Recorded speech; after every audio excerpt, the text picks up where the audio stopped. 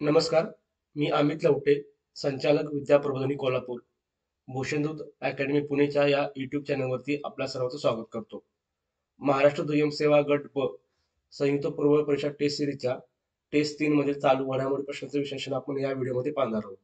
चला तर मग सुरू करूया. यामध्ये प्रश्न 71 होता. टोकियो पॅरालिम्पिक 2020 विषयी पुढीलपैकी कोणती विधाने योग्य आहेत? विधान होतं, या पॅरालिम्पिकमध्ये भारताने एकूण 18 पदके जिंकली. दुसरं विधान होतं, भारत पदक तालिकेत 24व्या क्रमांकावर होता. क विधान होतं, अवनी लेखारा ही एकाच पॅरालिम्पिकमध्ये 2 व्यक्तिगत पदके जिंकणारी पहिली भारतीय महिला खेळाडू बनली. तर यामध्ये कोणती विधाने योग्य आहेत असं विचारलं होतं. तर पहिले जे विधान आहे 18 पदके ते हे चुकीचं आहे. त्यामध्ये एकूण भारताने 19 पदके जिंकली होती आणि 19 पदकासह भारत 24व्या क्रमांकावर होता. हे विधान बरोबर आहे. अवनी लेखारे ही एकाच पॅरालिम्पिकमध्ये 2 व्यक्तिगत पदकं जिंकणारी पहिली भारतीय महिला खेळाडू होती का? तर हे विधान बरोबर आहे. त्यामुळं याचं जे योग्य पर्याय असेल तो असेल विधान ब आणि क हे बरोबर आहे. उत्तर पर्याय क्रमांक 2. टोकियो पॅरालिम्पिक 2020 याचं यजमानपद जे भूषण होतं ते जपाननं भूषण होतं. एकूण 16वी पॅरालिम्पिक स्पर्धा होती. 24 ऑगस्ट ते 5 सप्टेंबर 2021 या काळात ही पॅरालिम्पिक स्पर्धा पार पडली. युनायटेड बाय इमोशन हे या स्पर्धेचं घोषवाक्य होतं. एकूण 162 देश यामध्ये सहभागी झाले होते आणि जपानचे सम्राट नारुहितो यांच्या हस्ते या स्पर्धेचं उद्घाटन झालं होतं. बॅडमिंटन आणि तायक्वांदो पहिल्यांदाच टोकियो पॅरालिम्पिकमध्ये समावेश करण्यात आले होते. भारताने 5 सुवर्ण, 8 रौप्य आणि 6 कांस्य पदके यासह 19 पदकासह पदक तालिकेत 24वे स्थान पटकावले. भारताने आतापर्यंत 54 दिव्यांग क्रीडापटूंची सर्वात मोठी तुकडी या पॅरालिम्पिकमध्ये सहभागी केली होती. एकूण 9 क्रीडा प्रकारामध्ये भारतीय खेळाडूंनी भाग घेतला. यापूर्वी भारताने 1968 मध्ये पॅरालिम्पिकमध्ये पहिल्यांदा भाग घेतल्यानंतर 2016च्या रिओ ऑलिम्पिकपर्यंत 12 पॅरालिम्पिक पदके जिंकली होती. पण ह्या एकाच ऑलिम्पिकमध्ये भारतीयांनी 19 पदके जिंकून विक्रम स्थापित केला. पॅरालिम्पिक 2020चे भारताचे संकल्पना गीत होते कर दे कमाल तू. या गाण्याचा संगीतकार आणि गायक लखनौचे दिव्यांग क्रिकेट खेळाडू संजीव सिंह हे आहेत. भारतीय ध्वजवाहक बघा, उद्घाटन समारंभामध्ये भालाफेकपटू टेकचंद यानं भारताचं ध्वजवाहक म्हणून काम केलं होतं. तर समारोप समारंभामध्ये नेमबाज अवनी लेकरा ही भारताची ध्वजवाहक होती. टोकियो पॅरालिम्पिकमध्ये एकूण 5 भारतीयांनी सुवर्णपदक जिंकलं. त्यामध्ये सुमित अंटिल ज्यानं पुरुषांच्या भालाफेक या प्रकारात भारताला पहिलं सुवर्णपदक मिळवून दिलं. प्रमोद भगत या बॅडमिंटनपटूने पुरुष एकेरीमध्ये सुवर्णपदक मिळवलं. कृष्णा नागर यानेही पुरुष एकेरीमध्ये बॅडमिंटनचं सुवर्णपदक मिळवलं. मनीष नरवालनं 50 मीटर एअर पिस्तूल या प्रकारात नेमबाजीत सुवर्णपदक मिळवलं. तर अवनी लेखारा हिनं नेमबाजीमध्येच महिलांच्या 10 मीटर एअर रायफल स्टँडिंग प्रकारात सुवर्णपदक मिळवलं दिसून येतं. एक नजर आपण अंतिम पदक ताकदीवर टाकली तर पहिले 5 देश बघूया. पहिल्या क्रमांकावर चीन होता, ज्यानं या स्पर्धेवरती निर्विवाद वर्चस्व मिळवलेलं दिसून येतं. एकूण 96 सुवर्ण, 60 रौप्य आणि 51 कांस्य पदकासह 207 पदकं चीनने जिंकली होती. 124 पदकासह ब्रिटन दुसऱ्या स्थानावर आहे. तिसऱ्या स्थानावर आहे अमेरिका. अमेरिकेला एकूण 104 पदकं मिळालेली आहेत. आरपीसी म्हणजेच रशिया पॅरालिम्पिक कमिटी यानं 118 पदकासह 4थं स्थान मिळवलेलं आहे आणि नेदरलँड 59 पदकासह 5व्या स्थानावर होता. भारतानं मगाशी सांगितल्याप्रमाणे 19 पदकासह पदक तालिकेमध्ये 24वं स्थान पटकावलेलं दिसून येतं. पुढचा प्रश्न पाहूयात. प्रश्न 72 होता. भारतीय वंशाचे पद्मविभूषण अनिरुद्ध जगन्नाथ यांचं नुकतंच निधन झालं. ते कोणत्या देशाचे माजी पंतप्रधान आणि राष्ट्रपती होते? तर याचं बरोबर उत्तर आहे मॉरिशस. पर्याय क्रमांक 2 मॉरिशस हे बरोबर उत्तर आहे. अनिरुद्ध जगन्नाथ हे मॉरिशसचे माजी राष्ट्रपती आणि पंतप्रधान होते. त्यांचं 8 जून 2021 रोजी निधन झालेलं आहे. तब्बल 6 वेळा त्यांनी पंतप्रधान पद आणि 2 वेळा राष्ट्रपती पद भूषवलेलं आहे. 1983 मध्ये त्यांनी मिलिटंट सोशलिस्ट मुव्हमेंट पार्टी या राजकीय पक्षाची स्थापना केली होती. मिलिटंट सोशलिस्ट मुव्हमेंट पार्टी या राजकीय पक्षाची त्यांनी स्थापना केलेली आहे. त्यांना तेथील राजकारणात रॅम्बो या नावानं देखील ओळखलं जातं. रॅम्बो या नावाने देखील ओळखलं जातं. आधुनिक मॉरिशस घडवण्यात त्यांचा मोठा वाटा होता. भारत ही माता असून मॉरिशस तिचा पुत्र आहे, असे उद्गार त्यांनी काढले होते. हे महत्वाचे विधान आहे. भारत ही माता असून मॉरिशस तिचा पुत्र आहे, असं उद्गार होतं. अनिरुद्ध जगन्नाथ यांनी काढलं होतं. 2020 मध्ये त्यांना पद्मभूषण या दुसऱ्या क्रमांकाच्या भारतीय नागरी पुरस्काराने त्यांना सन्मानित करण्यात आलं होतं. The rise of common man, the rise of common man हे त्यांचं आत्मचरित्र प्रसिद्ध आहे. पुढचा प्रश्न बघूया. प्रश्न 73.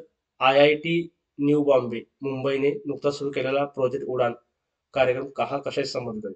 तर याचं बरोबर उत्तर आहे पर्याय क्रमांक 3, तांत्रिक बाबींचे भारतीय भाषांमध्ये भाषांतर किंवा अनुवाद करणे. पर्याय 3, तांत्रिक बाबींचे भारतीय भाषांमध्ये भाषांतर किंवा अनुवाद करणे याचे संबंध आहे प्रोजेक्ट उडान. 14 सप्टेंबर जो दरवर्षी हिंदी दिवस म्हणून साजरा केला जातो, त्या दिवशी IIT मुंबईच्या संगणक विज्ञान आणि अभियांत्रिकी विभागाचे प्राध्यापक गणेश रामकृष्णन आणि त्यांच्या टीमने उडान प्रकल्पाचा शुभारंभ केला, ज्यामुळे इंग्रजीतून हिंदी आणि सर्व भारतीय भाषांमध्ये अभियांत्रिकीमधील पाठ्यपुस्तकं आणि शिक्षण सामग्रीचे तसेच उच्च शिक्षणातील सर्व मुख्य प्रवाहातील भाषांतर सुलभ होणार आहे. प्राध्यापक गणेश आणि त्यांच्या टीमने कृत्रिम बुद्धिमत्तेवरती म्हणजे आर्टिफिशियल इंटेलिजन्सवरती आधारित भाषांतर परिसंस्था तयार केली आहे, जी डोमेन आणि भाषा तज्ज्ञांच्या टीमला प्रत्यक्षात भाषांतरासाठी लागणाऱ्या वेळेच्या 1/6 वेळेत अभियांत्रिकी पाठ्यपुस्तकं आणि शिक्षण सामग्रीचे भाषांतर करण्यास मदत करू शकते.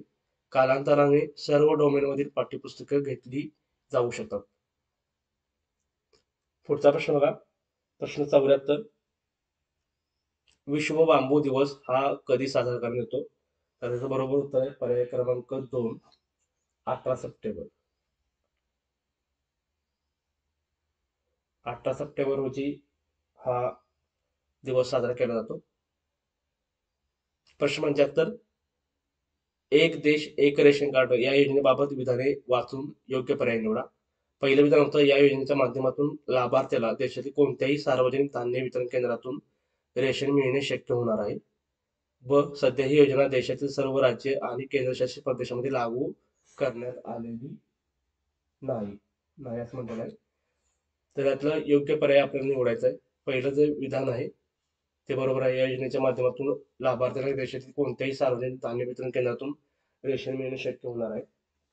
दुसरं विधान होतं की सध्या ही योजना देशातील सर्व राज्य आणि केंद्रशासित प्रदेशामध्ये लागू करण्यात आलेली नाही. तर हेही विधान बरोबर आहे. आता सध्या ही जी योजना ती 17 राज्य आणि केंद्रशासित प्रदेशामध्ये लागू करण्यात आलेली आहे. यामध्ये महाराष्ट्राचाही समावेश आहे. मार्च 2021 पर्यंत ही योजना सर्व देशभरात लागू केली जाणार आहे. त्यामुळं अ आणि ब दोन्ही विधान बरोबर आहेत. हे याचं बरोबर उत्तर आहे. पुढचा प्रश्न बघूया. प्रश्न 76.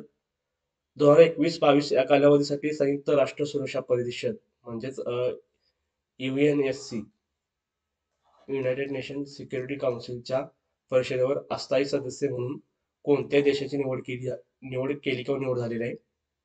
खाली 4 तुम्हाला पर्याय दिलेले आहे. काही मेक्सिको, दुसरा आहे भारत, क नॉर्वे, ड आयर्लंड. तर ह्या चारही देशांची यासोबत केनिया याचीही निवड अस्थायी सदस्य म्हणून UNSC परिषदेवर केलेली आहे. तर हे विधान यामध्ये अ, प, क, ड हे चारही पर्याय बरोबर आहे. त्याचं बरोबर उत्तर असेल पर्याय क्रमांक 4, अ, ब, क आणि ड. 1 जानेवारी 2021 पासून भारत संयुक्त राष्ट्र सुरक्षा परिषदेचा अस्थायी सदस्य बनलेला आहे.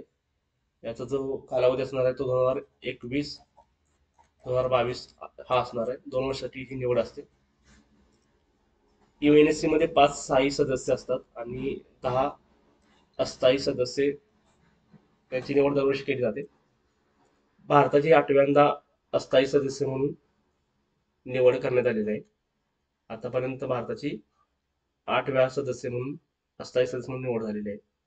याआधी 1950, 51, 1967, 68, 1972, 73, 1977, 78, 1984, 85, 1991, 92 आणि 2011, 12 अशी 7 वेळा सुरक्षा परिषदेवर अस्थायी सदस्य म्हणून भारताची निवड झाली होती आणि आता 8व्यांदा ही निवड करण्यात आलेली आहे.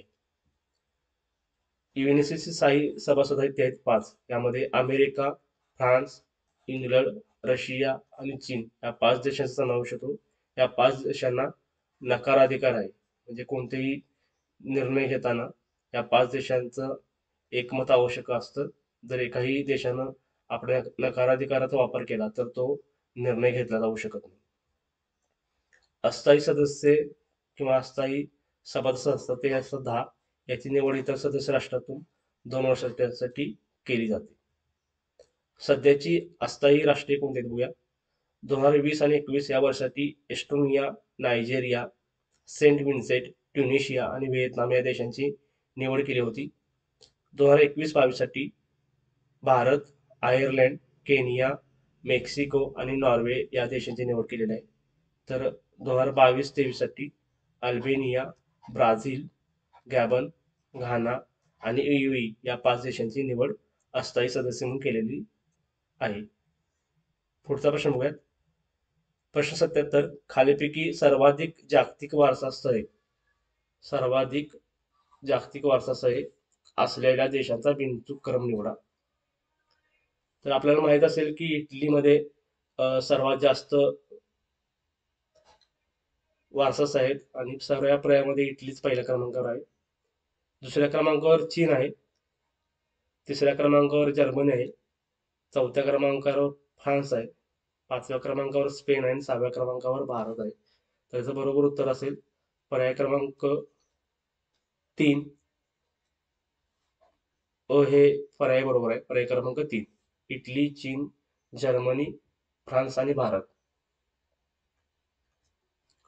गुजरातमध्ये हडप्पा इथलं धोलविरा हे महानगर आहे ज्याचा युनेस्कोच्या जागतिक वारसा यादीत आणि भारतात 40वे स्थळ म्हणून समावेश करण्यात आला. युनेस्कोच्या जागतिक वारसा समितीच्या 44व्या सत्रात याआधीच तेलंगणातील 13व्या शतकातील रुद्रेश्वर मंदिर किंवा रामप्पा मंदिराचा भारतातील 39वे जागतिक वारसा स्थळ म्हणून समावेश करण्यात आला होता. याबरोबर भारतातील एकूण वारसास्थळांची संख्या हे 40 झालेली आहे. यामध्ये सांस्कृतिक स्थळे 32 आहेत, नैसर्गिक 7 आणि मिश्र वारसास्थळ 1 आहे. अशी एकूण 40 वारसास्थळ भारतामध्ये असलेले आपल्याला दिसून येतात. सर्वाधिक वारसास्थळ असणारे देश जर आपण बघितले तर पहिल्या क्रमांकावर आहे इटली. इटलीमध्ये एकूण 58 वारसास्थळ आहेत. दुसऱ्या क्रमांकावर आहे चीन. चीनमध्ये एकूण 56 वारसास्थळ आहेत. तिसऱ्या क्रमांकावर आहे जर्मनी. जर्मनीमध्ये एकूण 51 वारसास्थळ आहेत. चौथ्या क्रमांकावर आहे फ्रान्स. फ्रान्समध्ये एकूण 49 वारसास्थळ आहेत. 5व्या क्रमांकावर आहे स्पेन. स्पेनमध्येही 49 जागतिक वारसास्थळ आहेत आणि 6व्या क्रमांकावर भारत आहे. भारतामध्ये आता एकूण 40 वारसास्थळे झालेले आहेत. जर आपण जुलै 2021 पर्यंत जरी आकडेवारी पाहिली तर जगभरात 1154 इतकी जागतिक वारसास्थळे आहेत. त्यामधील कल्चरल जे आहेत ते आहेत 897, नॅचरल म्हणजे नैसर्गिक आहेत 218 आणि मिश्र प्रकारची वारसास्थळे आहेत 39. अशा प्रकारे जगभरात जर आता एकूण जर वारसास्थळे पाहिली तर 1154 इतकी जागतिक वारसास्थळे आहेत. ही आकडेवारी महत्वाची आहे. 1972 पासून युनेस्कोतर्फे हे जागतिक वारसास्थळे जाहीर केली जातात आणि 1972 पासून युनेस्को जागतिक वारसास्थळांची यादी प्रसिद्ध करतं. पुढचा प्रश्न बघूयात. प्रश्न 78. खालीलपैकी अचूक जोड्या निवडा. ऑस्कर पुरस्कार 2021 संदर्भात ह्या जोड्या तुम्हाला दिलेल्या आहेत. त्यामध्ये सर्वोत्कृष्ट चित्रपट नोमॅनलँड, सर्वोत्कृष्ट दिग्दर्शक क्लोई झाओ, तिसरा आहे सर्वोत्कृष्ट अभिनेता अँथनी हॉपकिन्स आणि सर्वोत्कृष्ट अभिनेत्री फ्रान्स ही मॅकडॉर्मट. तर ही चारही जी जोड्या आहेत त्या एकदम बरोबर आहेत. पर्याय क्रमांक 4 अ, ब, क, ड हे याचं योग्य उत्तर असेल. अलीकडेच ऑस्कर पुरस्कार 2021 ची विजेत्यांची नावं घोषित करण्यात आली. यामध्ये नो मॅन लँड या चित्रपटाला सर्वोत्कृष्ट चित्रपटाचा पुरस्कार मिळाला. क्लोई झाओ यांना नो मॅन या चित्रपटासाठी सर्वोत्कृष्ट दिग्दर्शकाचा पुरस्कार मिळाला. अँथनी हॉपकिन्स यांनी द फादरमध्ये केलेल्या भूमिकेसाठी त्यांना सर्वोत्कृष्ट अभिनेत्याचा पुरस्कार मिळाला. फ्रान्सेस मॅकडॉर्मट यांनी नोमॅडलँडमध्ये जी भूमिका केली होती त्यासाठी त्यांना सर्वोत्कृष्ट अभिनेत्रीचा पुरस्कार मिळाला. जुडास अँड द ब्लॅक मसिया या चित्रपटातील सहाय्यक अभिनेत्यासाठी डॅनियल कालुया यांना सर्वोत्कृष्ट सहाय्यक अभिनेत्याचा पुरस्कार मिळाला. तर सर्वोत्कृष्ट सहाय्यक अभिनेत्री ठरलेले आहे मिनारी चित्रपटातील इन यू जंग. सोल हा सर्वोत्कृष्ट अॅनिमेटेड मूव्ही ठरलेला आहे. तर सर्वोत्कृष्ट आंतरराष्ट्रीय चित्रपटाचा पुरस्कार अनदर राऊंड या डेन्मार्कमधील चित्रपट मिळालेला आहे. चित्रपटाचं नाव आहे अनादर राऊंड. नो मॅन लँड या चित्रपटासाठी दिग्दर्शिका क्लोई जाओ यांना सर्वोत्कृष्ट दिग्दर्शकाचे ऑस्कर मिळाले आणि ऑस्कर मिळवणाऱ्या त्या पहिल्याच आशियाई दिग्दर्शक आहेत. हे महत्वाचं आहे. त्या पहिल्याच आशियाई दिग्दर्शक आहेत. तसेच ऑस्करच्या इतिहासातील त्या दुसऱ्याच महिला आहेत. यापूर्वी 2009 मध्ये कॅथरीन बिगेलो यांना द हर्ट लॉकर यासाठी ऑस्कर मिळाले होते. त्या पहिल्या महिला आहेत ज्यांना ऑस्कर पुरस्कार मिळाला आणि क्लोई झाओ या दुसऱ्या महिला आहेत ज्यांना ऑस्कर मिळालेला आहे. पुढचा प्रश्न पाहूया. मिशन इंद्रधनुष्य 3.0 संदर्भातील अयोग्य विधान कोणतं? पहिलं विधान होतं समग्र मिशन 3.0 अभियानाची सुरुवात पंतप्रधान नरेंद्र मोदी यांनी फेब्रुवारी 2021 मध्ये केली. तर हे विधान पहिलं आहे ते चुकीचं आहे. अयोग्य विधान शोधा सांगितले. पहिलेच विधान चुकीचं आहे. डॉक्टर हर्षवर्धन यांनी फेब्रुवारी 2021 मध्ये या मोहिमेची सुरुवात केली होती इंद्रधनुष्य 3.0. दुसरं होतं की मिशन इंद्रधनुष्य 3.0 चा उद्देश कोविड-19 महामारीच्या कारणाने डोस घेऊ न शकलेल्या बालक आणि गर्भवती महिलांना कव्हर करणे हा होता. तर हे विधान बरोबर आहे. इंद्रधनुष्य 3.0 2 टप्प्यात 21 फेब्रुवारी 2021 आणि 22 मार्च 2021 ला झाला. तर ही विधान बरोबर आहे.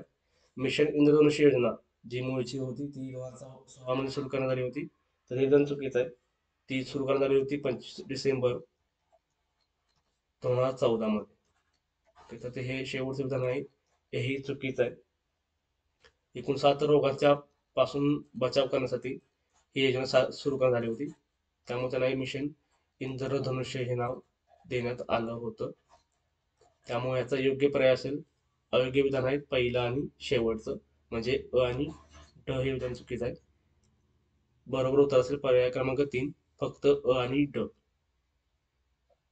पुढचा प्रश्न पाहूयात. अर्जुन MK1A युद्ध टँक रणगाडा संदर्भात खालीलपैकी असत्य विधान कोणतं? पहिलं विधान आहे अर्जुन MK1 युद्ध रणगाडा DRDO म्हणजे डिफेन्स रिसर्च डेव्हलपमेंट ऑर्गनायझेशन द्वारे विकसित केला आहे. हे विधान बरोबर आहे. लष्कर प्रमुख मनोज मुकुंद नरवणे यांनी हा रणगाडा फेब्रुवारी 2021 मध्ये राष्ट्राला समर्पित केला. तर हे विधान चुकीचं आहे. पंतप्रधान नरेंद्र मोदी यांनी हा रणगाडा आहे तो देशाला समर्पित केला होता. या संदर्भातल्या न्यूज पण आल्या होत्या पेपरमध्ये. तर दुसरं विधान आहे ते चुकीचं आहे. तिसरं आहे अर्जुन रणगाड्याच्या मुख्य बॅटल टँक MK1A मध्ये स्वदेशी दारुगोळा वापर केला जाऊ शकतो. तर हे विधान बरोबर आहे. भारतामध्ये अगोदर वापरत असलेल्या अर्जुन श्रेणीच्या रणगाड्याचा अर्जुन MK1 रणगाडा ऍडव्हान्स व्हर्जन आहे. तर हे विधान बरोबर आहे. त्यामुळे असत्य विधान कोणतं आहे तर पर्याय क्रमांक 2 हे योग्य उत्तर आहे. पर्याय क्रमांक 2 हे असत्य विधान आहे. लष्करामध्ये स्वदेशी अर्जुन रणगाड्याची समावेश करण्यात आला होता आणि पंतप्रधान नरेंद्र मोदी यांनी फेब्रुवारी 2021 मध्ये तो लष्करामध्ये सुपूर्द केला. एकूण 118 अर्जुन रणगाडे लष्करात दाखल होणार आहे. याची वैशिष्ट्य पाहूयात. पहिलं वैशिष्ट्य आहे की हे DRDO कडून विकसित आहे. भारतीय संरक्षण संशोधन संस्था आहे तिच्याकडून ह्याचं विकसित केलेली आहे ती. याचं 68 टन इतकं वजन आहे आणि याचा वेग आहे तो 58 किलोमीटर प्रति तास इतका आहे. मारक क्षमता वाढल्याने पाकिस्तान पण या रणगाड्याच्या टप्प्यामध्ये आलेला आहे.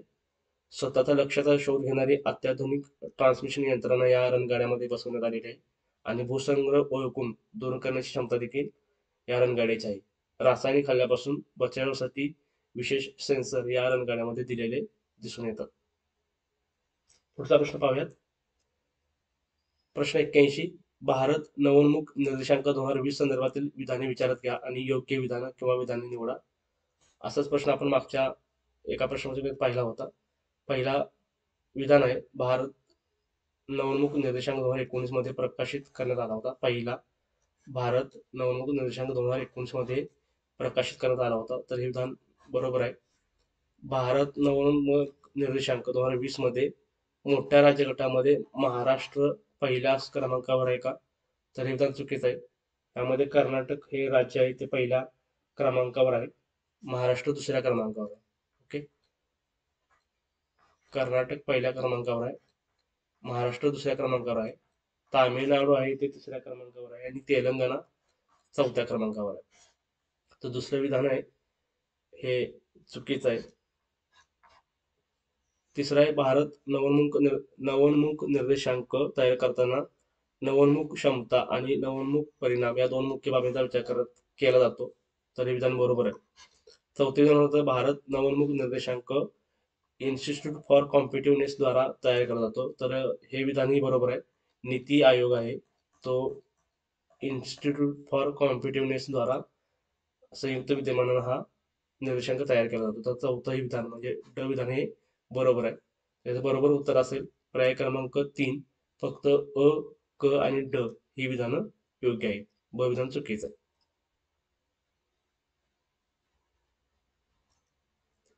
पुढचा प्रश्न बघूया. नवीन राष्ट्रीय शैक्षणिक धोरण 2020 संदर्भात खालील विधान विचारले घ्या. यामध्ये अ विधान होतं, या धोरणानुसार शालेय शिक्षणाची रचना ही 5+3+3+4 अशी करण्यात आलेली आहे. तर हे विधान बरोबर आहे. दुसरं विधान होतं, ह्या धोरणानुसार मनुष्यबळ विकास मंत्रालयाचे नाव बदलून उच्च शिक्षण मंत्रालय करण्यात आलं. तर याचं नाव शिक्षण मंत्रालय असं करण्यात आलेलं आहे. उच्च हा शब्द त्यामध्ये नाही आहे, त्यामुळे दुसरं विधान आहे ते चुकीचं आहे. या नवीन राष्ट्रीय शिक्षण धोरणाच्या निर्मितीसाठी इस्रोचे माजी अध्यक्ष डॉक्टर के कस्तुरीरंगन यांच्या अध्यक्षतेखाली समिती स्थापन करण्यात आली होती. तर हे विधान बरोबर आहे. नवीन शैक्षणिक धोरण हे 2020 हे स्वतंत्र भारत चौथे शिक्षण धोरण आहे का? तर हे विधान चुकीचं आहे. हे तिसरे राष्ट्रीय शिक्षण धोरण आहे. तिसरे नॅशनल एज्युकेशन पॉलिसी आहे. याच्या आधी 1968 ला पहिली, तर 1986 ला दुसरे शैक्षणिक धोरण जाहीर करण्यात आलं होतं आणि हे आताचं तिसरं शैक्षणिक धोरण आहे. त्यामुळं ड विधान चुकीचं आहे. आपल्याला विचारलंय की कोणती विधाने बरोबर आहेत. तर पहिलं आणि शेवटचं पहिलं आणि तिसरं म्हणजे क विधान बरोबर आहे. त्यामधला बरोबर पर्याय असेल पर्याय क्रमांक 2. फक्त अ आणि क हे विधान बरोबर आहे. राष्ट्रीय शिक्षण धोरण 2020 शालेय आणि उच्च शिक्षणात मोठ्या प्रमाणात परिवर्तनात्मक सुधारणा यात मोठा वाव देण्यात आला आहे. 21व्या शतकातील हे पहिलेच शिक्षण धोरण असून 34 वर्ष जुन्या 1986च्या शिक्षणावरच्या राष्ट्रीय धोरणाची जागा हे नवे धोरण घेणार आहे. सर्वांना संधी, निपक्षपात, दर्जा, परवडणारे आणि उत्तरदायित्व या स्तंभावर उभारणी करण्यात आली आहे. नव्या पद्धतीत 3 वर्ष अंगणवाडी किंवा शाळापूर्व वर्गासह 12 वर्ष शाळा राहणार आहे. पायाभूत साक्षरता आणि संख्या शिक्षण ही शिक्षणाची पूर्व अट आहे हे जाणून राष्ट्रीय शिक्षण धोरण 2020 मध्ये MHRD कडून पायाभूत साक्षरता आणि संख्या शिक्षण राष्ट्रीय शिक्षण मिशन स्थापन करण्याचे आवाहन करण्यात आले आहे. शाळांमध्ये व्यावसायिक शिक्षण 6वी पासून सुरू होईल आणि त्यात इंटर्नशिपचा समावेश असेल. या धोरणामध्ये किमान 5वी पर्यंत आणि प्राधान्याने 8वी आणि त्यानंतरही मातृभाषा किंवा स्थानिक भाषा किंवा प्रादेशिक भाषा हे शिकवण्याचे माध्यम असावे यावर भर देण्यात आला आहे. शालेय आणि उच्च शिक्षणाच्या सर्व स्तरावर विद्यार्थ्यांना 3 भाषांच्या सूत्रासह संस्कृतही एक पर्याय दिला जाईल. इयत्ता तिसरी, पाचवी आणि आठवी मध्ये सर्व विद्यार्थी शालेय परीक्षेतील जे योग्य यंत्रणेद्वारे घेण्यात येईल. इयत्ता 10वी आणि 12वी शिक्षण मंडळाच्या म्हणजे बोर्ड परीक्षा सुरू राहतील. मात्र समग्र विकासाच्या उद्देशानं त्याची पुनर्रचना केली जाईल. दर्जा निश्चिती संस्था म्हणून पारख या संस्थेचे एक नवे राष्ट्रीय मूल्यांकन केंद्र स्थापन केले जाईल. व्यावसायिक शिक्षणासह उच्च शिक्षणामध्ये सकल नोंदणी गुणोत्तर जे 2018 मध्ये 26.3% होतं, 26.3% होतं 2018 मध्ये, ते 2035 सालापर्यंत 50% पर्यंत वाढवण्याची NEP 2020चं उद्दिष्ट आहे. व्यावसायिक शिक्षणासह उच्च शिक्षणामध्ये सकल नोंदणी गुणोत्तर 26.3% होतं, ते 50% पर्यंत वाढवण्याचं राष्ट्रीय शिक्षण धोरणाचं उद्दिष्ट असणार आहे. बहुशाखीय शिक्षण आणि संशोधन विद्यापीठांची स्थापना मेरू ही IIT IIMच्या तोडीची देशातील जागतिक दर्जाच्या सर्वोत्कृष्ट बहुशाखीय शिक्षणासाठी आदर्शवत समूह स्थापित केली जाईल. भारतीय उच्च शिक्षणाची HECI स्थापना करण्यात येईल. वैद्यकीय आणि कायदेशीर शिक्षण वगळता उच्च शिक्षणाशी संबंधित एकमेव उच्च संस्था असेल. HECI चे 4 स्वतंत्र घटक असतील. नियमनासाठी राष्ट्रीय उच्च शिक्षण नियामक परिषद, दर्जात्मक व्यवस्थेसाठी जनरल एज्युकेशन काउन्सिल, निधीसाठी उच्च शिक्षण अनुदान परिषद आणि मूल्यांकनासाठी राष्ट्रीय मूल्यांकन परिषद म्हणजे नॅक असेल. हे चारही जे घटक असतील ते खूप महत्वाचे आहेत आगामी परीक्षे दृष्टीने. त्यामुळे हे तुम्ही चारही घटक पुन्हा एकदा रिवाइज करून घ्या. पुढचा प्रश्न बघूया. प्रश्न 83. माजी राष्ट्रपती प्रणव मुखर्जी यांचं नुकतंच निधन झालं. त्यांच्या संदर्भातील बिनचूक म्हणजे जी चुकीची नाहीत अशी विधानं कोणती, म्हणजे योग्य पर्याय आपल्याला शोधायचे. पहिलं अविधान आहे, प्रणव मुखर्जी भारत देशाचे 2012 ते 2017 दरम्यान 14वे राष्ट्रपती होते. तर पहिलं विधान चुकीचं आहे. 2012 ते 2017 मध्ये ते भारताचे राष्ट्रपती होते, बरोबर आहे, पण ते भारताचे 13वे राष्ट्रपती होते. ब भारत सरकारकडून 2019 मध्ये त्यांना भारतरत्न या पुरस्काराने सन्मान करण्यात आलं. तर हे विधान बरोबर आहे. 2019 मध्ये एकूण 3 व्यक्तींना भारतरत्न पुरस्काराने सन्मान करण्यात आलं होतं. त्यापैकी प्रणव मुखर्जी हे एक होते. बाकी 2 मध्ये नानाजी देशमुख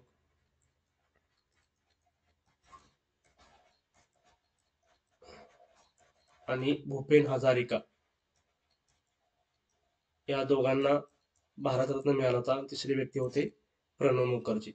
प्रणव मुखर्जी यांनी केंद्र सरकारमध्ये अर्थमंत्री, संरक्षण मंत्री, परराष्ट्र मंत्री आणि ही पदे भूषवलेली आहेत. तर हे विधान ही बरोबर आहे. प्रणव मुखर्जी यांनी केंद्र सरकारमध्ये अर्थ, संरक्षण आणि परराष्ट्र मंत्री ही पदे भूषवलेली आहेत.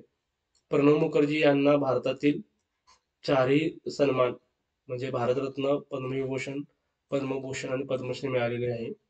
तर हे विधान चुकीचं आहे. त्यांना 2019 मध्ये भारतरत्न मिळाला होता. 2008 मध्येही पद्मविभूषण हा दुसऱ्या क्रमांकाचा भारतीय नागरी पुरस्कार मिळालेला आहे. पद्मभूषण आणि पद्मश्री त्यांना मिळालेलं नाही. त्यामुळं चौथं जे ड विधान आहे ते चुकीचं आहे.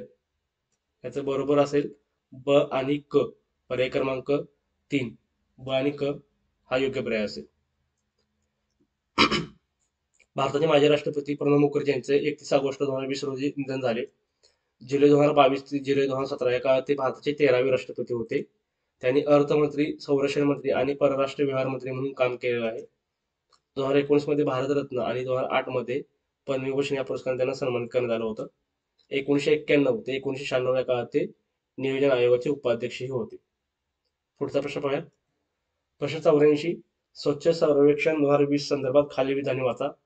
पहिलं अविधान आहे, सलग चौथ्यांदा भारतातील सर्वात स्वच्छ शहर म्हणून इंदोर मध्य प्रदेश राहिला. पंतप्रधान नरेंद्र मोदी द्वारा 2014 मध्ये स्वच्छ सर्वेक्षणाची सुरुवात करण्यात आली होती. तिसरा आहे क, 1 लाखापेक्षा कमी लोकसंख्या असणाऱ्या शहरामध्ये सर्वात स्वच्छ शहराचा पुरस्कार जिल्ह्यातील कराड शहराला मिळाला. आणि ड विधान आहे, पश्चिम क्षेत्रातील सर्वात स्वच्छ शहर शिर्डी जिल्हा अहमदनगर राहिला. तर यातलं आपल्याला बरोबर विधान कोणते ते शोधायचे आहे. तर पहिलं जे विधान आहे, सलग चौथ्यांदा इंदोर हे सर्वात स्वच्छ शहर राहिले, तर ते बरोबर आहे. दुसरं विधान होतं की 2014 मध्ये ह्याची सुरुवात झाली, तर हे विधान चुकीचं आहे. 2016 मध्ये याची सुरुवात झाली होती. आणि त्यानंतर 4 वर्ष म्हणजे 2020 पर्यंत इंदोर हे पहिल्या क्रमांकाचं शहर राहिलेलं आहे. त्यामुळे 2016ला सुरुवात झाली होती. 2014 हे चुकीचं आहे. व हे विधान चुकीचं आहे. 1 लाखापेक्षा कमी लोकसंख्या असणाऱ्या शहरामध्ये सर्वात स्वच्छ शहराचा पुरस्कार कराड शहराला मिळाला, तर हे विधान बरोबर आहे. चौथं विधान होतं ड विधान, पश्चिम क्षेत्रातील सर्वात स्वच्छ शहर हे रत्नागिरी आहे, शिर्डी हे नाही आहे. त्यामुळं चौथं विधान ही चुकीचं आहे. त्यामुळे बरोबर विधान असतील अ आणि क. पर्याय क्रमांक 2 हे याचा प्रश्नाचा योग्य पर्याय असेल, अ आणि क बरोबर. एकूण 4,242 शहरामध्ये स्वच्छ सर्वेक्षण करण्यात आलं होतं आणि याचं जे निकाल आहे ते केंद्रीय मंत्री हरदीप सिंग पुरी यांनी जाहीर केले होते. 10 लाखापेक्षा जास्त लोकसंख्या असणाऱ्या शहरांमध्ये सलग चौथ्या वर्षी इंदोरने पहिला क्रमांक पटकावला. सुरत हे दुसऱ्या क्रमांकावर असणार आहे, तर नवी मुंबई यामध्ये तिसऱ्या क्रमांकावर होतं. इंदोर पहिला, सुरत दुसरा आणि नवी मुंबई तिसऱ्या क्रमांकावर. 1 लाखापेक्षा कमी लोकसंख्या असणाऱ्या शहरांमध्ये महाराष्ट्रातील कराड पहिल्या स्थानावर आहे. दुसऱ्या स्थानावर महाराष्ट्रातील सासवड हे शहर आहे. तिसऱ्या क्रमांकावर लोणावळा हे महाराष्ट्रातील शहर आहे. त्यामुळे तिन्ही ही जी शहर आहे ती महाराष्ट्रातीलच आहे, 1 लाखापेक्षा कमी लोकसंख्या असणाऱ्या शहरामध्ये. स्वच्छतेच्या दृष्टीने जर विचार केला तर या राज्याच्या क्रमवारीमध्ये छत्तीसगड पहिल्या क्रमांकावर आहे. या यादीत महाराष्ट्र हे दुसऱ्या क्रमांकावर आहे आणि मध्य प्रदेश ह्या तिसऱ्या क्रमांकावर आहे. त्यामध्ये पहिला आहे छत्तीसगड, दुसरा आहे महाराष्ट्र आणि तिसरा असणार आहे मध्य प्रदेश. त्याबद्दलची माहिती अधिक माहिती तुम्हाला या विश्लेषणाच्या ह्याच्यामध्ये दिलेली आहे, पीडीएफ मध्ये पण दिलेली आहे. आपण पुढचा प्रश्न पाहूयात. प्रश्न 85, नोबेल शांतता पुरस्कार संदर्भात चुकीचे विधान कोणतं? पहिला विधान आहे 2020चा नोबेल शांतता पुरस्कार वर्ल्ड फूड प्रोग्राम WFP ला देण्यात आला, हे विधान बरोबर आहे. नोबेल शांतता पुरस्कार भारतात 2 वेळा मिळाला. 2 वेळा मिळालाय का? तर हे पण विधान आहे ते बरोबर आहे. मदर टेरेसा यांना पहिला शांतता पुरस्कार मिळाला होता भारतातर्फे. तो मिळाला होता 1979 ला. आणि त्यानंतर 2014 मध्ये कैलास सत्यार्थी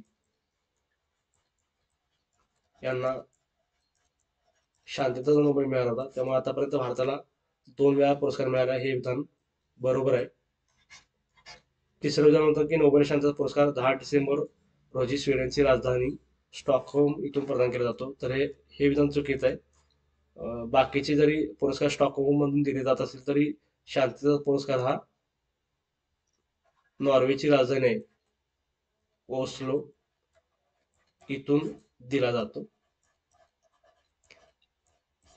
शांततेचा नोबेल पुरस्कार ऑस्लो नॉर्वे इथून दिला जातो, तर तिसरे विधान चुकीचं आहे. चौथे विधान आहे की शांततेचा पहिला नोबेल पुरस्कार 1901 मध्ये देण्यात आला, तर हे विधान बरोबर आहे. पुरस्कार स्थापना जरी 1895 ला झाली असली तरी पहिला पुरस्कार 1901 मध्ये देण्यात आला होता. त्यामुळं विधान क म्हणजे पर्याय क्रमांक 3 हे चुकीचं असणार आहे. तर आपल्याला सगळे प्रश्न आपण डिस्कशन करून झालेले आहे. आपल्याला हा व्हिडिओ कसा वाटला ते कमेंट बॉक्समध्ये जरूर कळवा आणि व्हिडिओ लाईक करा आणि शेअर करा. धन्यवाद.